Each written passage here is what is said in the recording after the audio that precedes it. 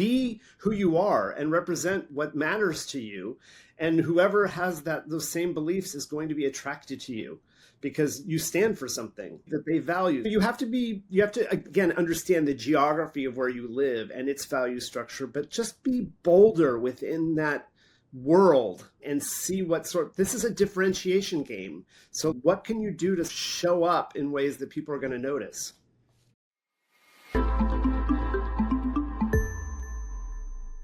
Hey, welcome back to the Why Do I Suck as a Real Estate Agent podcast, when in all reality, you probably don't, but hopefully we're here to give you some great nuggets. Today, I'm really lucky to have David Gunderman, a realtor and a team leader out of the Gunderman Group out of Oakland. David, welcome to the team.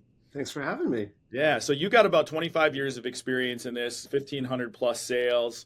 You guys are putting up $200 to $300 million a year in annual volume. That's some incredible stuff. So congratulations on all your success. I appreciate that. Thanks. I love it. As the point of the podcast is not necessarily to tell agents that they suck. The whole point is for agents to wonder to themselves, why am I not producing where I think I should be? And really engaging in the behavior. We'll get right into it today, but really give us a little history of yourself first, and then we'll get into a couple of questions and go from there.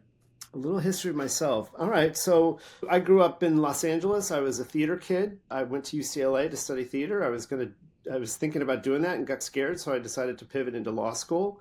But then while I was getting ready to go to law school, I got cast in a Broadway show. So I ended up thinking, I got to go do that. That's the dream. So I went to New York and did a Broadway show. And while I was in that show, I got another one. And 10 years went by and I was a working actor in New York. And then as I was approaching 30 years of age, I was burning out on that career and found myself in a long distance relationship, moved out to the Bay Area, was lost in terms of what I was doing with myself, worked for a magazine for a couple of years that ended up folding because it was covering the internet economy that busted in the year 2000. And so I literally stumbled into real estate because there were no jobs to be had. And I thought this will be a stopgap. Had two small kids and just bought a house I thought I could never afford. And I thought, how am I going to do this? So I thought real estate might just cover me until marketing jobs opened up again. And then discovered there was let me go back up a little bit. I had a low opinion of real estate. I thought it was a sales job. I thought it was salesy. Sure. I thought you had to be solicitous. And these are all things that are totally anathema to who I am as a human being. And then discovered that it's a fantastic job of advocacy and strategy and negotiation and design. And there's nothing salesy at all about it. It ended up really working out for me. And then it just ballooned and grew over the years. And now we're at 23 folks and we've sold $3.2 billion of real estate. And wow. Time passes. Yeah, no doubt. So when you first started, again, because I would imagine the people that have a misconceived notion on real estate, and it's been a long time for you from the starting line, right? But what was the one maybe like behavior that you adopted right away that you realized, first of all, I actually like this career, but then how am I going to make it? What's the one thing that you can remember from your early days that kept you going? I was really discouraged at first. It's hard to make a living at first. And one of the things I love to investigate with people who succeed is, what's your secret sauce? Who are you? What made it spark? Because it's different for every person. And for me, it was really hard at first because I can't fake it. I'm a really authentic person and I can't riff. And when I feel like I should have known an answer to something that somebody asked me, and I'm not good at saying, hold on, because I just know the hold on just revealed the fact that I don't know what I'm doing. So I was just really struggling. So I went deep into understanding the career before thinking about how you even talk to somebody. I need to be an expert at this career. I need to understand these contracts and the ramifications of what I'm doing.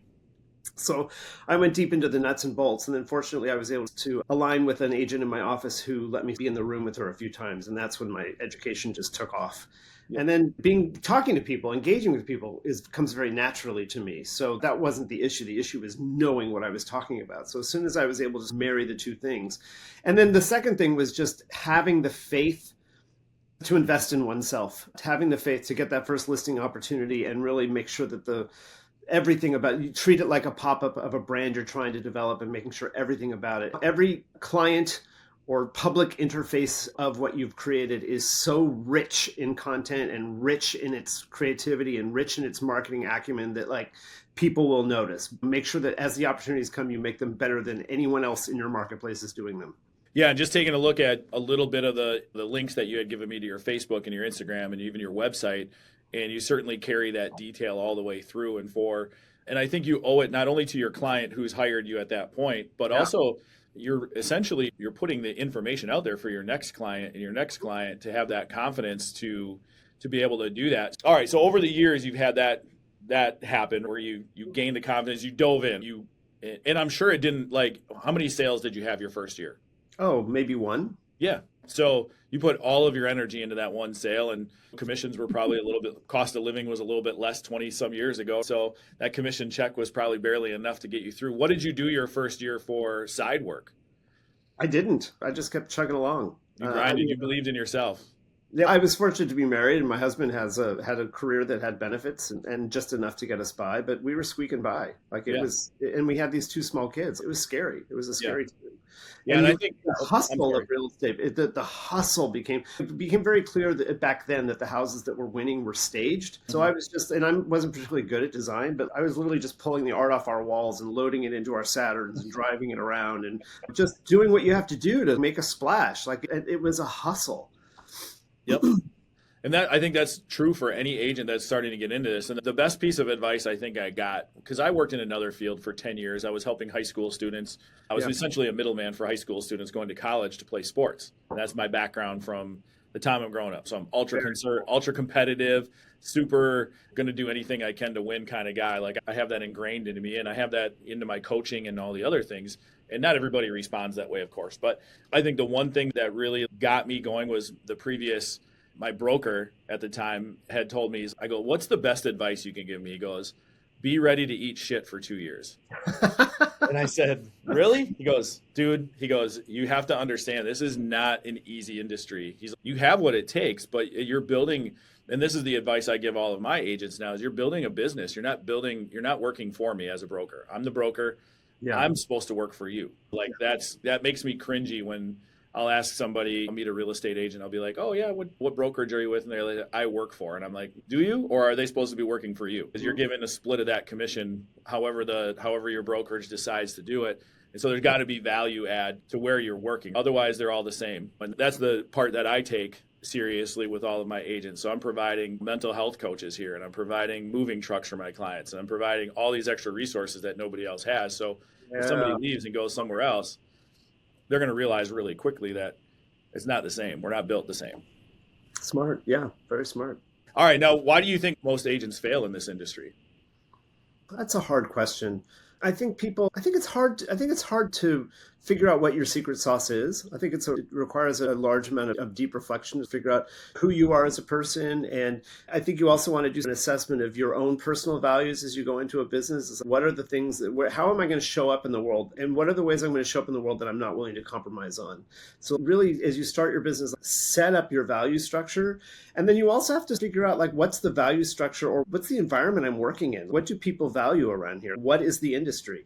And where is the industry falling short in terms of what it can do or what it can do for people? Right. Because as soon as you do just take an x-ray of not only who you are as a person, but this industry that you're trying to succeed at, and where are the places where people are being a little bit sloppy, or where things aren't quite as crisp as they could be, or where you could really do something that could catch somebody's attention. So it's just a recipe that is so specific to a person and to a geography that it's hard to draw. I cringe when people tell me are overly confident about how to do real estate, especially nationwide, where everything is so different city by city. But I think the bigger thing is go deep into, and again, I use the word values a lot because I think they're really important to me. Like the things that I said at the beginning of my career was like, I'm not going to solicit people. I have to figure out how to get people to call me without my having to ask them to call me. Yes. And that's a tricky thing to do. And it takes time, and you have to really lay seeds in a lot of different areas to get to the point where someone says, hey, I have in my area, hundreds, thousands of choices of real estate agents. Why are they going to call that guy? And that's such a great feeling and a good point. Even in Northeast Wisconsin, we're maybe 1/70th of the population that you guys have in the Bay Area. We're probably anywhere from about 250,000 people that live in our area. And you guys have, and that's including the suburbs. Green Bay has 100,000 people. Yeah. So when you look at that, and I get that phone call and somebody says, hey, I want you to list my house, that is still a great feeling. I know I beat 1,700 agents. I probably had a fast track or a referral or something like that, but they're choosing to work with me. That's such a great feeling. That phone call is a lot of time and energy seeding the ground. Yep. That doesn't come from nothing. And so kudos. That's just that. And usually that's about a 5-year tipping point for a really good agent, where the phone really starts to ring instead of you having to work every single open house that you can to try to meet people. Yeah. And it's such a great feeling. So let's go back to that. You talk about the 5-year mark where that's the tipping point. I always tell agents you have a couple of different stages. You have your first 18 months where you're probably going to do maybe 2 or 3 deals. And then you have, and my agents have done well. I have a young lady in here who is, last year she did 12 deals in her first year. My other new agent who came in, she's at 12 in the last 6 months. We're just doing things a little bit different. And even the ones that are 6 months in, they're at 2 or 3 deals. Last year was really cool because I know 1.1 million agents in the country last year didn't sell a house, and every single one of the agents in my brokerage did. So I know I'm doing something right. I can't really pinpoint it, but it's just consistency and doing the little things every single day. But when you bring a new agent in, what's that look like for somebody in those first 5 years? Maybe starting from day one through that first year, a little brief overview of what somebody can expect. I assume your agents are thriving because they're also aligning with a brand who's already got some attention on them. So yeah, we're still new. We're 2 years in, so we're an independent brokerage. Yeah. So I'm swimming against the current quite a bit against some of the larger ones, the Coldwells, the EXPs, those kind of Keller Williams. That's like the bigger ones in our area where I'm fighting against a current a little bit on the brand part. But people are starting to recognize now after 2 years that we're different, which is great. Are you though? It's what you said earlier. One of the things that I found interesting, and I do work for Keller Williams, and is that the office which I work with, it's a luxury office. And one of the things I love about it is what we've tried to attract is not individual agents, but brands. So we even have on our wall a tapestry of brands. And what we want is the people who come in to have a small business entrepreneur sort of headspace. You're not coming in here to be an agent who's supported by a broker because you're paying the house a lot less in our case. So what are you doing to put yourself in the headline, not the brokerage with you sub-branded? You're the brand and the brokerage is the sub-brand. I love that. And there's so much fear in our industry around branding oneself and thinking you need this big name behind you to garner attention. And all of my experience in a very competitive market has told me over and over again that if you can confidently go out there and brand yourself, you can take that on all day long. Yeah, I agree with you 100%. And maybe what I was saying before is we're starting from scratch as far as the brand recognition goes. So they're not buying because of Take Action Realty Group. They're buying because of Monte, or they're buying because of one of my other agents in the group. But at that point, too, they just have a longer presence. Their internet's there, that kind of thing. So not making excuses, that's what I have to shoot for. And if I become different over time, but you're 100% spot on. You're your own personal brand. Yeah. We just expect you to work with our colors and So agents, you asked what agents expect when they come on our team. I'm going to be brief about that because it's a little specific, but I think that any agent that's coming onto any team or any group, the thing that they get, I think immediately, not assuming how other people operate, but they get, in our case, they walk into $3.2 billion of sales, and they walk into all these active listings that are gorgeously photographed and presented, and they get to put in their social media that they are part of this group that is, we are now representing this. We've just sold this. And for a new agent, all that social proof is really meaningful, especially since the people who know and love you, even though you've just come into real estate, may not be like, I might have to sell a house, but does this person really know what they're doing? And when you start to build all that social proof among your sphere of influence very quickly, that you're putting it out there, and social media is the best platform for this. You're putting it out there that you're doing all these things and working with all these people. Your brand within your sphere of influence will elevate very quickly, and it will really help you get out of the gate faster. Our team members who come in, we've stopped taking brand new agents. I've trained people for years, and I'm just at a point in my life where I'm done with that. For sure. But they get up on the horse really fast. Yeah, that's awesome. So when you're targeting I shouldn't say targeting, maybe that's a bad word, but recruiting maybe is another better term. That's essentially the same thing, right? So if we're going to be transparent with everybody, that's essentially what it is. But when you're taking on somebody that's got a little veteran level of experience, are you looking for those high performers? Of course, you'd love to have high performers pop in, but what kind of behaviors are you looking for out of those agents or personalities that align with what you guys do? Our team is almost entirely assembled of people who were friends before we became agents together. I'm 100%. I don't care what your skills are. I don't care how many houses you sell. I want to be in the room, and I want us to all love each other. Yeah. I want there to be chemistry and cohesion and what's the word? Congeniality. Yeah, there it is. I just wanted there to be a culture. And there have been moments when I have this habit that has been brought to my attention of thinking the best of people a little too fast. And I brought a few people in that ultimately weren't a cultural fit. For sure. And we worked things out and we moved in different directions. But it's just so important to me in this, because I run a very relational business, and because what we do is so high stakes and so intense, that we all really have each other's back and that we all really care for one another. And absent that, everything else can be trained. So I look for people who I just know are, I'm going to use the word again, they're values aligned. They are not salespeople. They're advocates. They're people who care, who are in this to take care of people and advance their financial and emotional well-being. And the sale just happens as a result of that. I love that so much. And we've actually, one of the interesting things about our organization too is, again, we're still new, but one of the things I've noticed is that the ones that I've brought in office, who have offices and they're in every single day and are working together, not to say that there isn't conflict from time to time, but those agents are consistently performing better than the other agents. And all it is because they're here and they're involved and they're supporting each other every single day. And it's such a cool, fun thing to see. Yeah. Especially like I have a young lady here. I'm super proud of her, but she had her first deal before she graduated high school. All she wanted to do is work in real estate. She had reached out to me, and I couldn't offer her a paid position at that point. I said, "Hey, listen, this is commission. You're gonna have to figure out life." But she had her first deal done, and she's on to 2 or 3 deals here before her 19th birthday. And amazing. It's so cool to see, and it's just patience with an 18-year-old girl. It's better for a former coach than to see your team playing well together. 100%.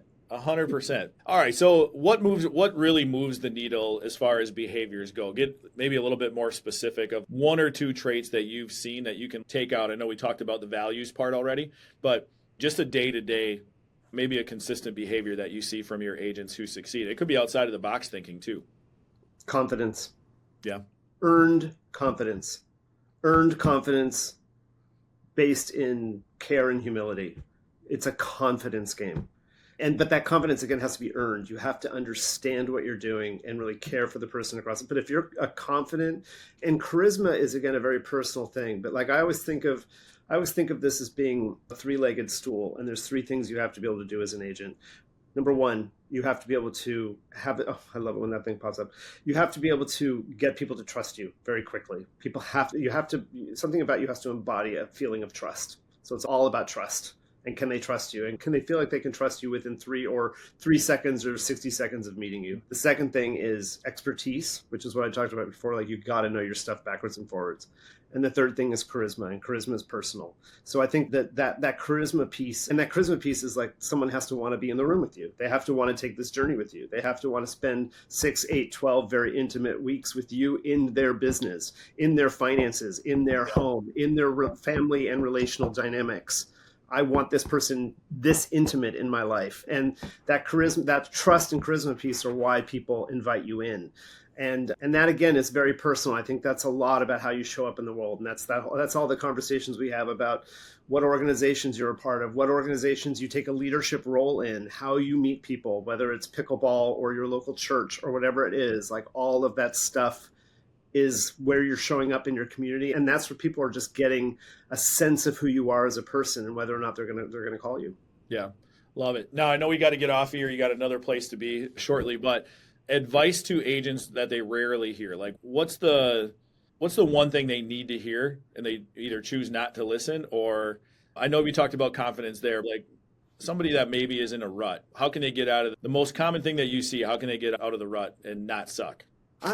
This isn't for everybody, but I think it's for a lot of people, which is don't play it safe. Be bold. And I think people think that real estate requires that you be everything to everyone. And I don't think that's true. I personally, this is a silly example, but like within the houses we present in our area, we do a whole lot of staging. We do a lot of pre-market prep. We do a lot of presentation work.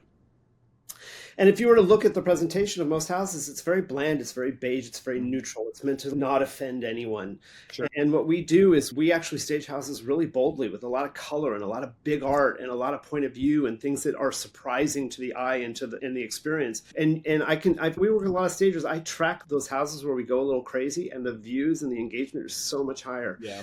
And I hear that. I think people are also too safe in their lives. Personally, I think people are too safe in their lives. I remember somebody who said to me, like, I'm really big into animal advocacy or animal rights. And I was always afraid to be too forward with that because my broker told me, like, don't know that you might turn some people off. And I was like, why do you care? Do what you, be who you are and represent what matters to you. And whoever has those same beliefs is going to be attracted to you, because you stand for something that they value. You have to, again, understand the geography of where you live and its value structure, but just be bolder within that world and see this is a differentiation game. So what can you do to show up in ways that people are going to notice? I love it. That's a hell of a way to wrap the show up, David. All right. Cool. Hey guys, again, I'm Monte Reyment, your host here of the Why Do I Suck podcast. And this is David Gunderman from the East Bay out in California in Oakland. David, thank you so much for coming on. So many amazing nuggets in there, and look forward to hopefully connecting with you again down the road. Thanks, Monty. Me too. Be well. We have to, next time we meet, we have to twin again. We're twinning here. Oh, yeah, we are. Well done. Well done. Good job. All right. Thanks, Monty. This was fun. Sounds good. Thanks, man. So that's a wrap here on the Why Do I Suck as a Real Estate Agent podcast. Thank you so much for spending time with me and our guests. The people you hear on this show really aren't guessing. They've been doing the work. They've been doing it for a long time. They're sharing their behaviors, their habits, their successes, their systems that actually lead to real work, real success. So please subscribe and follow so you don't miss the next conversation. Until next time, remember, you don't suck. You're learning. It's the beginning, or maybe you're in a rut, but you don't suck. So make a few changes, stay curious, stay consistent, and please keep coming back.